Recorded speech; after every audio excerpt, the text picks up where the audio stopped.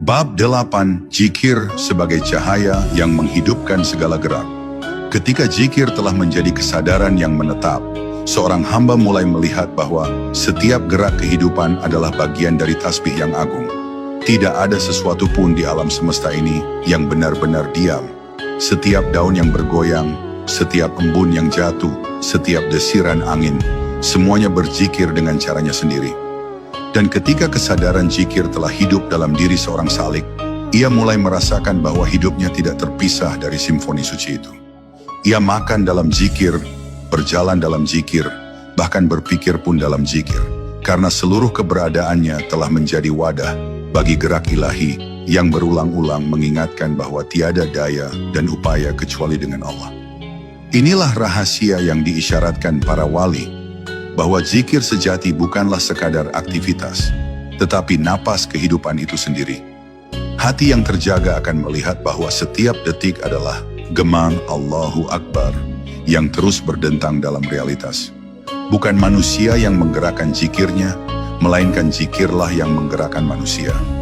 Ia tidak lagi hidup untuk beribadah, tetapi kehidupannya sendiri telah menjadi ibadah. Karena setiap langkah, setiap kata, setiap tarikan napas telah menjadi bagian dari irama cinta yang menggema antara langit dan bumi. Ketika seorang hamba telah mencapai kesadaran ini, ia memahami bahwa zikir tidak hanya di masjid, tidak hanya di sajadah, tetapi di dalam seluruh ruang keberadaannya. Ketika zikir menghidupkan setiap gerak, dunia tidak lagi tampak sebagai lawan dari jalan ruhani, melainkan sebagai panggung tempat. Nama Allah menampakkan diri dalam berbagai rupa.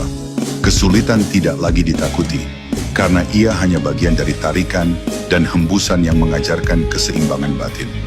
Keberhasilan tidak lagi diagungkan, karena ia hanyalah salah satu bentuk keindahan dari kehendak Allah yang terus berubah.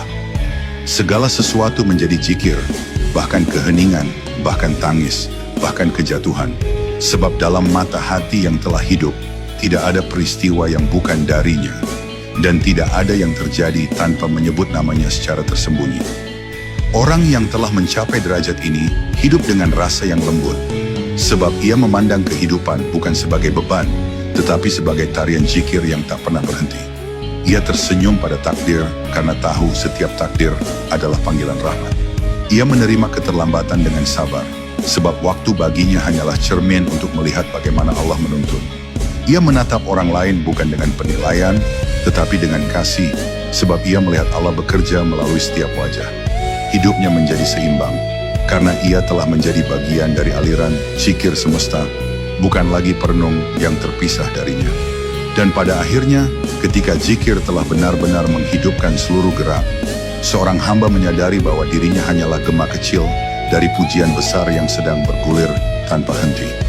Ia tidak lagi ingin berhenti pada satu keadaan, sebab setiap keadaan adalah kesempatan untuk menyebutnya. Ia tidak lagi memisahkan ibadah dari kehidupan, sebab kehidupan telah menjadi ibadah itu sendiri.